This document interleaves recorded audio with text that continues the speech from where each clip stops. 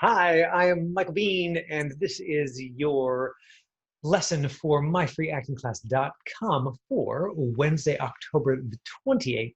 Thank you for joining us, whether you're doing so in person or watching the videos, which some of you are going to get all in a lump, probably this evening, because I have a whole bunch of them. They're going to get uploaded. Uh, I If you are catching up on all the videos, you will hear that initially I had a casting director scheduled for tomorrow, and I have contacted them and postponed. So tomorrow we will be either continuing with the scene that I'm going to show you today. That's where I'd like to start, and also doing our usual Thursday AMAs. I will start tomorrow's lesson by asking if you have questions. If you have any questions, I will answer those. If you can't be here for the lesson and you still want to participate in the AMA, email me your question. I'll answer it instead of writing you an email. I'll answer it for everybody. That'll be good for everyone. So please feel free to participate that way. And then we'll spend a little bit more time, I think maybe approaching the scene that we're going to look at today through a slightly different lens than the one I'm going to use today. So hopefully that's useful. Last week we looked at Ivana Chubbuck's book, The Power of the Actor, and her 11 steps, and or 13 steps. And so my thought is to use my 10 questions today and then Ivana's questions tomorrow to look at exactly the same scene and see what each of those approaches gives to us. Further into this process of like, you're going to need to pick your own 10 steps ultimately, or 13 or 27 or however many steps are actually useful to you. But you don't have to make them up from scratch. You can fully commit to one teacher at a time's list and go, great, this list I'm going to try, and because you won't know what's useful in it until you go all the way into it. And then after you've had a chance to explore that, you can cherry pick the bits that actually are meaningful or effective for you and move on. Any of the actors I know who've sort of been in the game for any length of time have engaged with different teachers' work at different times. The different work spoke to them at different times, and of course, each person ultimately develops kind of their own approach. And you may also find that it changes. I mean, likely what is going to fire Caden up is going to be substantially different from what's going to excite Christian or Candy. Like that's just an easily observable fact. Right, with Caden, we might have to be like, relationship, like it's who you're talking to, and if you're working with yourself, who knows what your in is going to be, like that might even shift day to day based on sort of your current emotional state. Okay, so for this scene, what I've got is like this dude who's decided to cruise funerals to pick up chicks. Right, so it's the TV shows from the early 2000s. So for cultural context, this was written in 2008. I'm sure that if it was written in 2020, it would be different. There would be different references, etc. Claudine, would you mind helping me out and reading one of the parts?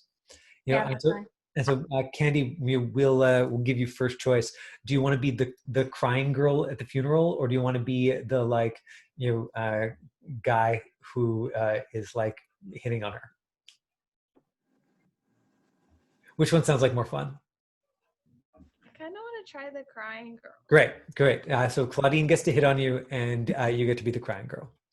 Okay. So for context, this is from the show Reaper, and so this is a comedy and quite a broad comedy, I will say, and so let me show you. That was my phone ringing. Recently, last year maybe, I realized that I was having this like adrenaline spike every time my phone rang, like so I was like, what is the most calming, soothing sound I can think of? And so I downloaded a meditation gong, and I use it as my phone ring, so that when somebody calls, I'm like,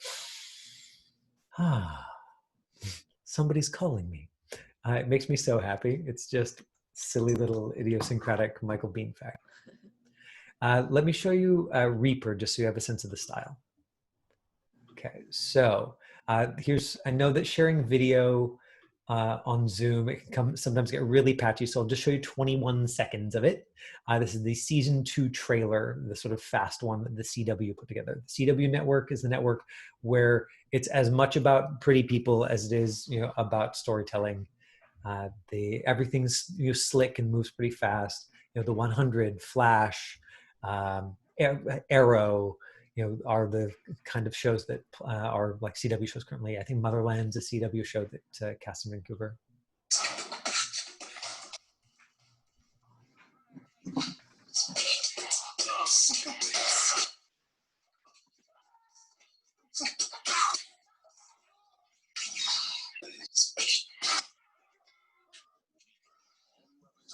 Tuesday, March 17th on the CW. Right, so adventure, comedy, drama. On his 21st birthday, Sam discovers his parents sold his soul to the devil before birth, and he must now be a bounty hunter for the devil until he dies. We've got the leads, both with excellent cheekbones, and then the dude who's the best friend, as comic relief. That's his name is Sock, and that's who Claudine is reading in the scene today. So Claudine, you are Sock, and Candy, you are Olivia. I will read all of the stage direction. This is page 16 of episode 208. This number 208, and sometimes sometimes in the first season it'll be 10 and sometimes 20. So sometimes people look at this and be like, episode 2008, and it's like, no, it's episode 208. Don't panic. You've got the date, the page number, the scene number. This is scene 12 continued, and then down here is scene 13. And all of this gives you information because it's about a minute a page. So Reaper 208, see you around. Let's get out of here. You guys go ahead without me. Ben hitting another funeral. Sock, I'm going to try to close the deal with that cute mourner chick tonight. Nothing says romance like a candlelit vigil for a dead lady. He starts in, right? So we read the crossed out part because it gives us context for what's going on. If you did not read this crossed out part, you might not get how broad a comedy this is. Exterior cemetery, candlelit vigil, night. Sock approaches a group of people who stand around a grave holding candles. Hi. Hey. Have we started? Not yet. Here. She offers him a candle. No need. Brought my own. Sock smiles and pulls out a candle from behind his back. I'm glad you came. She would have wanted you here. Yeah, she would have. Hey, how you holding up? Doing okay. You? You know, baby steps. I actually was thinking it might be good to do something fun to get out of my own head, I could definitely go for that. Yeah? Would you maybe want to go bowling with me? She stares at him for a beat and then begins bawling. And so for the purposes of the pure comedy read, and I sometimes do this exercise with students, is that laughing and crying both activate your diaphragm. So if you activate your diaphragm while you are doing even the most ridiculous of fake cries, it often looks and sounds like fairly real. So the trick is to if you are ever doing this in super broad comedy, commercial, Disney show, where we want to be pretty sure that you're not hurting inside, but the scene says that you have to be really crying. The trick is to sort of screw your face up into its best ugly cry face and then activate your diaphragm. Because if you shake your shoulders on purpose, it looks super fake. If you go, ha, ha, ha, ha, it doesn't work. But if you actually get your diaphragm going and you go, shakes your whole torso, and as long as you are emotionally committed to it and the lines, it's weirdly convincing, and it also makes you think a little bit about young people and how often they're getting away with that just by raw commitment. Anyway, so that for context, Candy, just for fun, Okay. I'm going to go back, to the cue, and this time start sobbing, and then just keep sobbing underneath Claudine's line because that would be fun. Okay, I'll try. So she stares at him for a beat. Remember, a beat is an emotional shift in the scene or a new thought, usually accompanied by a small pause, and then begins bawling. Or not. Yeah, It was Candy, just that's your cue. Oh, okay. or not. It was just an idea. Now keep bawling while you say your line. No, it's just, well, you know, Mm-hmm. she just loved bowling so much, it wouldn't have seemed right. No, of course. When she rolled the 300 last year, she was so proud. Oh yes, the elusive 3 Honda. That was magical. So I also brought a poem. Maybe I could read it. Oh, you And should then save you can that for probably tomorrow stop night. sobbing, and Okay. right, so you sort of build the like, oh, to like she was so proud, oh gosh, our friend, and then you want to transition out. It doesn't give you a beat out, but you do as the actor have to sort of decide when you're doing it, and you can see that normally in any kind of dramatic scene, I would never recommend that an actor make a face or do a crying voice, but for some very specific types of broad comedy, you can get away with it. And in fact, it's almost necessary to tell the story without us worrying about you as a person. Okay. Oh, you should save that for tomorrow night. Tomorrow night?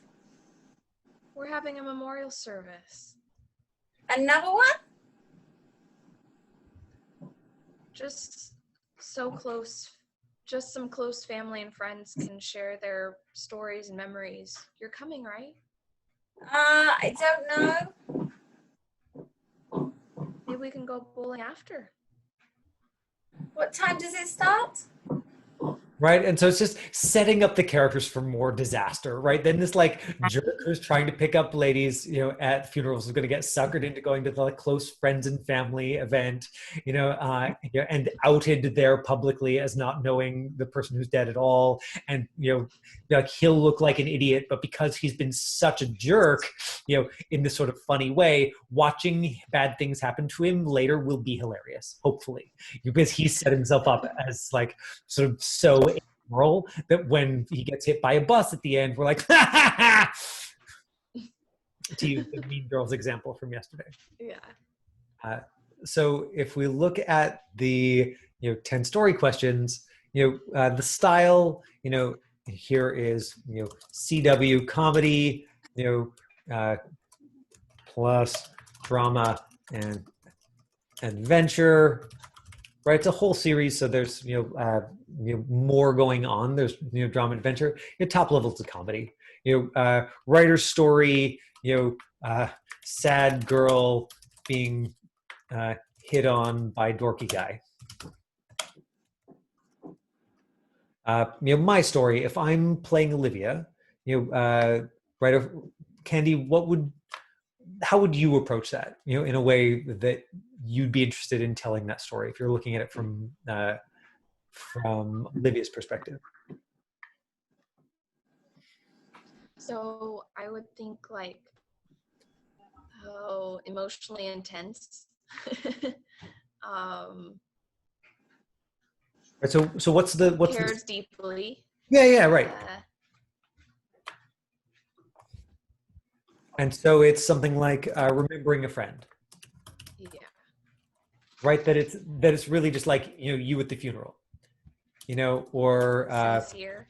fond memories. Yeah, right. You'd want to like play it straight, and maybe so. Like maybe that's the way to do it, is actually to not to do the comedy crying at all, but just to like actually really be emotional, so that Sock can do all the humor and you can be straight. That combination of like one person playing straight and one person doing broad comedy, very normal for comedy.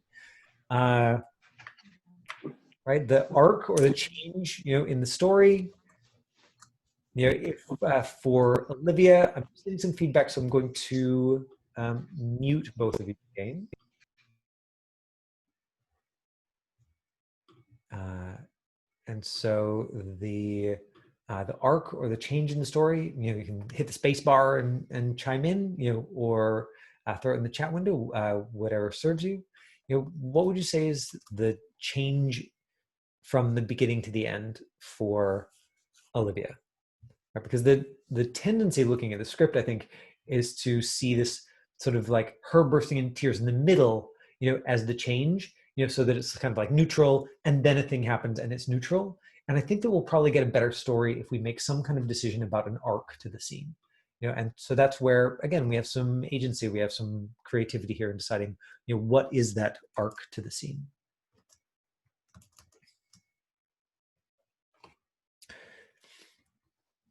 Anybody? Right. So it's sad, to hopeful, right?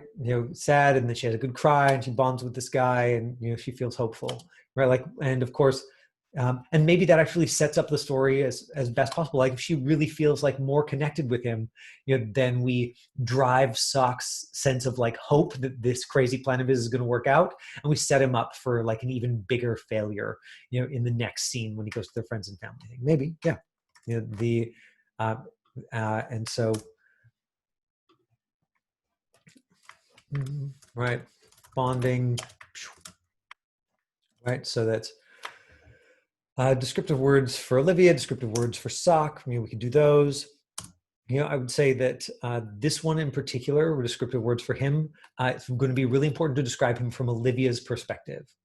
Because from the audience perspective, we're like, Sock is this like callous, weird, dorky, but from Olivia's perspective, this is like a close friend of her friend who has died, right? He's got a poem, he's got a candle, he's expressing, care and interest in activities, right? And so her opinion of Sock, I think, is probably like fairly positive. Your descriptive words would want to be fairly positive. So the script relationship, is mourners at a funeral, or mourner at a funeral and dude trying to hit on her. The personalization, is how do you empathize with the feelings behind the experience? The right. So Caden, put a couple of adjectives, descriptive words for Sock, in there. And it's tempting to look at him that way, but you want to look at him in a way that helps you as Olivia, genuinely like sort of be emotional and lean on him. So so it might be that personalizing this with somebody's death, or with like big grief or loss in your own life, takes it too far into drama. Takes you sort of too far into something that's like sort of personally painful, and doesn't let us have the interplay, of the comedy. But I think you would want to anchor it with something sad. You would want to find a personalization that helps you understand emotionally where the character is coming from, so that you are bringing something honest to it, even in such a silly scene. Right, big feelings about something stupid. Right, it's not the death that causes you to burst into tears; it's the bowling. Right, so you'd probably want to invest like bowling with like deep personal significance for you, so that we can find the comedy in your like deep personal feelings. And yeah, you could use a personal grief or loss, because as long as you make it about bowling, we can laugh.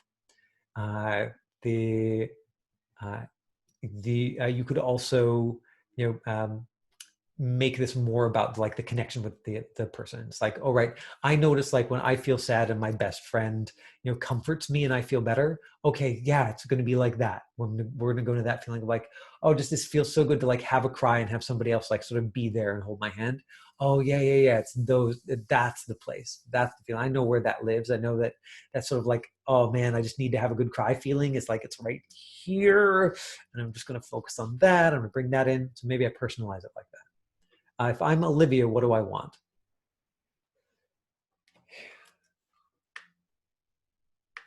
Candy put into the chat window, it could be like a moment when you lost control of a situation that felt super important in the moment, but the next day you completely forgot. So it's not as deeply sad. Yeah, great. Right. One of those moments where you just like totally fell apart. So you're like, oh yeah, I was deeply sad. Like I did just absolutely bawl my eyes out.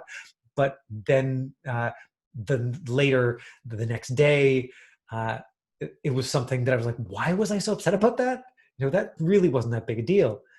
That's a fantastic idea, Candy, because then you are anchoring it with the feeling that is present in the scene, but also in something where we're not going to worry, maybe as an audience, that you are going to be damaged by this experience. What do you want if you're Olivia? Maybe you want to feel better, right? Maybe it's as simple as that. Better, to grieve my friend, to connect with other friends, something in that category. And then so the objective phrase, might be something as simple as "Isn't it sad?" Or "I miss my friend," or if you're sort of playing with Candy's really clear idea, you might use something that's like connected to your personalization, right? So let's say that it's that moment where like I realized that I had spilled cranberry juice on my couch, and I was like, no, then I that I might use something like "my couch," right? So even your objective phrase can be something that takes you into the feeling in a way that serves your story. It doesn't have to be something that is absolutely story related, because the objective phrase in particular is about, does it activate you? Does it activate you emotionally in a way that takes you into the story? And so the reason I like these 10 questions is we can do it in 10 minutes, and then and hopefully if we can come out with a couple of options for things that we can just try immediately that might get you in there. So it'll be interesting to contrast that with Ivana's approach tomorrow.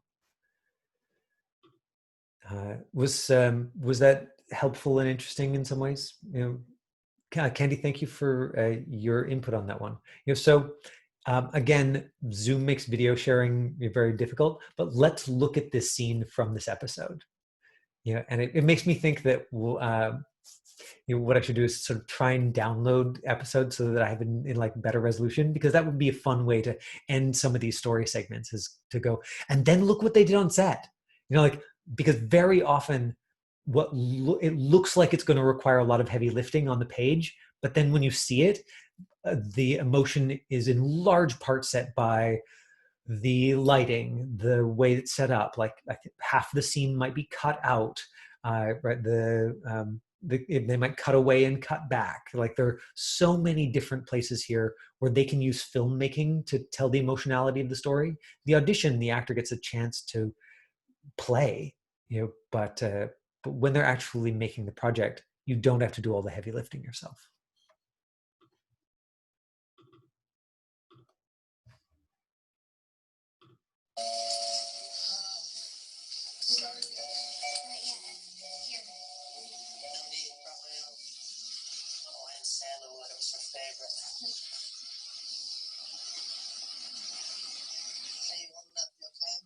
I'm doing okay. Yeah. You? Oh, baby steps. Actually, I was thinking it might be good to do something kind of fun tonight, shake it up, get them out in for a while. I could definitely go for that. Oh, yeah? We say to a little round of bowling.